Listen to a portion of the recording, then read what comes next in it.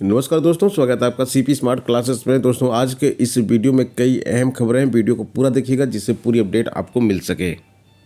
दोस्तों, सबसे पहले हम बात करेंगे कि बिहार में 75% आरक्षण लागू हो गया है। राज्यपाल की मंजूरी के बाद जारी की गई अधिसूचना। तो 75% जो आरक्षण लागू हुआ है, ये आरक्षण कहाँ पे लागू हुआ है, कितना किसको फ़ायदा मिलेगा, इसके बारे में बात करेंगे। पहले जो रिजर्वेशन था वो 50% था अन्य कैटेगरी के लिए और 10% EWS के लिए था।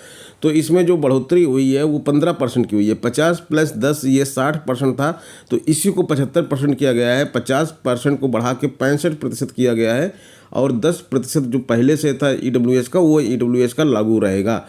तो सब मिला के 75% आरक्षण का यहाँ पे दिया गया है। ये आरक्षण देखिए किन श्रेणी में बदलाव हुआ है। SC कैटेगरी को बिहार में पहले 16% आरक्षण था, अभी इनको 20% आरक्षण मिल रहा है। 4% का यहाँ पे आरक्षण में इजाफा हुआ है। ST कैटेगरी को 1% आरक्षण था, अभी 2% हो गया है, +1% यहाँ पे बढ़ गया है। EBC कैटेगरी को 18% था, तो यहाँ पे 25% हो गया। सबसे ज़्यादा फ़ायदा EBC कैटेगरी को 7% मिला है। BC कैटेगरी की बात करेंगे तो 12% पहले था, अभी 18% हो गया, 6% यहाँ पे मिला है।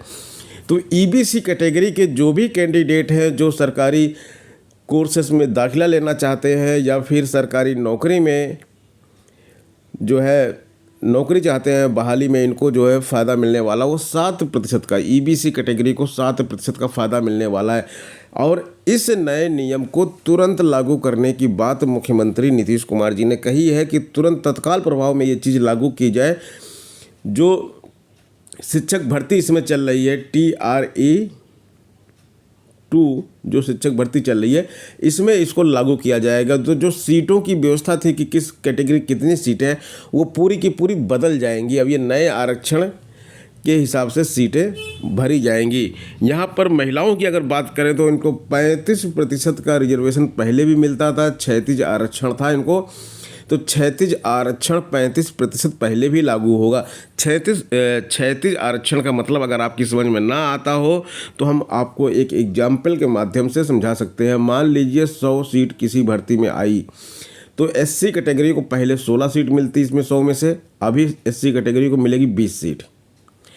और ST कैटेगरी को पहले 1 सीट मिलती तो अभी 2 सीट मिलेगी। EBC को पहले 18 सीट मिलती तो अभी 25 सीट मिलेगी। और BC को 18 सीट पहले 12 मिलती तो अब 18 मिलेगी।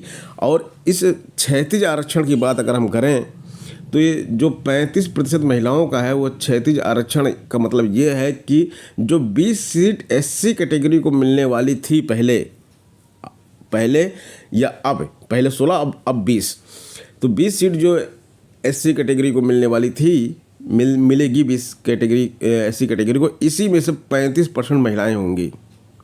इन सब कैटेगरी में 35% महिलाएं रखी जाएंगी। 36 आरक्षण का मतलब यही होता है। 35% फीमेल को नौकरी मिलेगी। तो इस तरह से जो है ये आरक्षण व्यवस्था यहाँ पे बिहार में लागू की गई है। 69,000 शिक्षक भर्ती मामले में कोर्ट ने नाराज़गी जताई है और कोर्ट ने कहा क्यों नहीं कर रहे हैं आदेश का अनुपालन। 69,000 शिक्षक भर्ती में 1 अंक देने के मामले में आदेश का अनुपालन नहीं किया जा रहा है। इससे जो है कोर्ट ने इस संदर्भ में सचिव बेसिक शिक्षा परिषद प्रयागराज से 24 घंटे में हलफनामा मांगा है। 24 घंटे में हलफनामा मांगा है कि आप आदेश का पालन क्यों नहीं कर रहे हैं। प्रथम दृष्टया यह न्यायालय की अवमानना है। कोर्ट ने सचिव बेसिक शिक्षा परिषद प्रताप सिंह बाघेल को पक्षकार बनाने की अनुमति देते हुए याचिका को 23 नवंबर को पेश करने का आदेश दिया है। यह आदेश न्यायमूर्ति रोहित मंजन अग्रवाल, उपेंद्र कुमार दयाल व अन्य की अवमानना याचिका पर दिया गया है। इसमें करीब 1,000 छात्र ऐसे हैं जिनकी नौकरी लगेगी। करीब 982 या फिर लगभग 1,000 के आसपास छात्र ऐसे हैं जो 1 अंक से फेल हो रहे थे। कोर्ट ने आदेश दिया कि 1 अंक जो प्रश्न था वो गलत था, इसलिए इनको पास माना जाए और इनकी नौकरी दी जाए। तो कोर्ट के जो आदेश था इसको इन्होंने नहीं माना। इलेक्शन के टाइम पे तो इन्होंने आधी अधूरी प्रक्रिया की थी, लेकिन बाद में वो सब ठंडे बस्ते में चली गई। अब इस पर फिर हवा मिल रही है क्योंकि भी फिर इलेक्शन आने वाले हैं। तो हो सकता है कि इस नए इलेक्शन पे जो लोकसभा का इलेक्शन होने जा रहा है उसका फ़ायदा इन छात्रों को मिले और इनकी ज्वाइनिंग इसमें करवा दी जाए। तो जो छात्र इससे प्रभावित हैं, जिनकी नौकरी इससे लगनी थी, उनके लिए अच्छी खबर है कि कोर्ट उनके साथ है। कोर्ट ने जो है अपने आदेश को मनवाने के लिए सचिव बेसिक शिक्षा परिषद के जो प्रताप सिंह बाघेल उनको पक्षकार बनाया है और 23 नवंबर को याचिका पेश करने का आदेश दिया है। तो एक गुड न्यूज़ है इन छात्रों के लिए। 6060 हेडमास्टरों की नियुक्ति होगी, यानी कि 6060 प्रधानाध्यापकों की नियुक्ति होगी। शिक्षा विभाग ने इसकी अधियाचना सामान्य प्रशासन विभाग को मंगलवार को भेजी थी।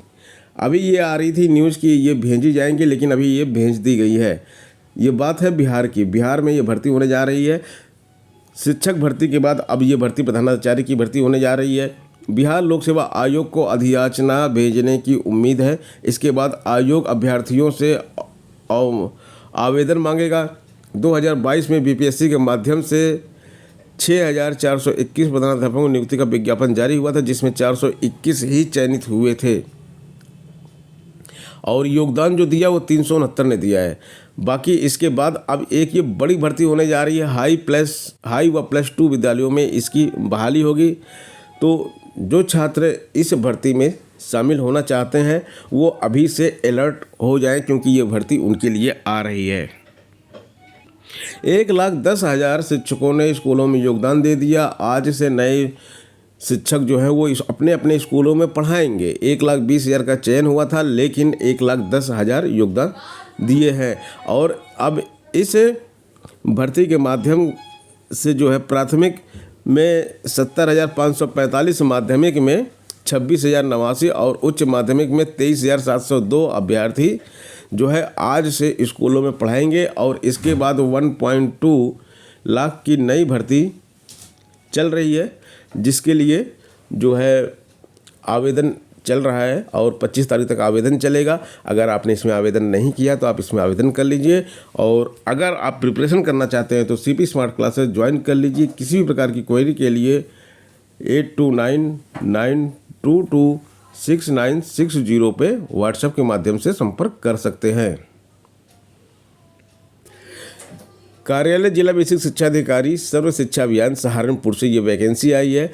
कस्तूरबा गांधी आवासीय बालिका विद्यालयों में 18 शैक्षणिक व 11 गैर शैक्षणिक के रिक्त पदों के सापेक्ष काउंसलिंग साक्षात्कार दिनांक 30/11/2023 को प्रातः 9 बजे से शाम 5 बजे तक विकास भवन दिल्ली रोड सहारनपुर में पुनः नवीन तिथि निर्धारित की गई है। इसकी जो तिथि थी वो पुरानी जो कैंसिल हो गई थी, उसके बाद ये नई तिथि निर्धारित की गई है। अतः पूर्व निर्धारित कट ऑफ के अनुसार समस्त आर्य अभ्यर्थी काउंसलिंग साक्षात्कार में प्रतिभाग करना सुनिश्चित करें। उक्त तिथि के अतिरिक्त कोई अन्य अवसर किसी भी अभ्यर्थी को प्रदान नहीं किया जाएगा। तो इसलिए अगर आपने यहाँ पे आवेदन ऑलरेडी कर रखा है तो कट ऑफ आपको दिया गया है और आप इसमें आ रहे हैं तो आप इस इंटरव्यू को दीजिए, जिसके बाद आपका जो है कस्तूरबा गांधी आवासीय बालिका विद्यालय में चयन होगा। दोस्तों, एकलव्य मॉडल रेजिडेंशियल स्कूलों में जो भर्ती हो रही है उसके लिए नोटिस जारी कर दी गई है। कल हम आपको वीडियो के माध्यम से बता चुके हैं 16, 17, 23 और 24 ये 4 डेट हैं जिसमें आपकी परीक्षाएं कराई जाएंगी। ये परीक्षा ऑफलाइन मोड में होगी और आपको OMR सीट पे गोले काले करने होंगे। और यहाँ पे PGT की परीक्षा होगी, TGT की होगी, मिसलेनियस टीचर की होगी, हॉस्टल वार्डन की होगी, अकाउंटेंट की होगी, जूनियर सेक्रेटरीट की होगी, लैब अटेंडेंट की होगी। इन सब पदों के लिए परीक्षा 2 शिफ्ट में डेली कराई जाएगी। दोस्तों, कल हमने आपको बताया था कि जो सिलेबस है ये केवल TGT का सिलेबस नहीं है, ये EMRS में जितने भी पेपर हैं सब में ये सिलेबस आएगा, चाहे आप हॉस्टल वार्डन के हों या TGT में हो, PGT में। ये सिलेबस कॉमन है पेपर 1 का। पेपर 1 में अगर आपको पास होना है 100 नंबर का पेपर 1 आपका आएगा, 100 नंबर आपका विषय का आएगा। तो बहुत ज़रूरी है कि आप इस सिलेबस को अच्छी तरह से पढ़ लें, क्योंकि यहाँ पे अगर आप नंबर नहीं लाएंगे तो आपके सिलेक्शन के लिए दिक्कत आएगी। इसमें क्या क्या आने वाला है, जनरल अवेयरनेस आने वाली है, रीजनिंग आने वाली है, ICT यानी कंप्यूटर की knowledge, teaching aptitude, national education policy, NEP 2020, Khelo India, fit India, other similar program. ये खाली पेट के लिए, फिजिकल एजुकेशन छात्रों के लिए, बाकी सब सभी के लिए है। जनरल हिंदी और जनरल इंग्लिश, तो इन सभी की बहुत ही अच्छी क्लास CB स्मार्ट क्लासेस पे चलाई जा रही है। अगर आप इसकी अच्छी तैयारी करना चाहते हैं तो ये देखिए यहाँ पे पेपर 1 का फुल कोर्स उपलब्ध है CP स्मार्ट क्लासेस पे। CP स्मार्ट क्लासेस ऐप को आप गूगल प्ले स्टोर में सर्च करके डाउनलोड कर सकते हैं और कोर्स की जानकारी के लिए, एडमिशन के लिए आप इस पे लिख सकते हैं एक व्हाट्सएप मैसेज, जिसमें आपको लिखना है एंट्री EMRS और भेज देना है इसी नंबर पे। आपको इसके बारे में पूरी जानकारी दे दी जाएगी। एंट्री EMRS लिख के आप इस नंबर पे व्हाट्सएप करें, आपको कोर्स की पूरी जानकारी दे दी जाएगी। इस कोर्स के माध्यम से आपकी EMRS की परीक्षा की तैयारी हो जाएगी। चाहे आप हॉस्टल वार्डन के लिए अप्लाई किए हों, चाहे TGT के लिए अप्लाई किए, चाहे PGT के लिए अप्लाई किए, किसी भी पोस्ट के लिए अगर आपने EMRS में अप्लाई किया है तो ये कोर्स आपके लिए बेहद ज़रूरी है। दोस्तों मिलते हैं नेक्स्ट वीडियो में। धन्यवाद।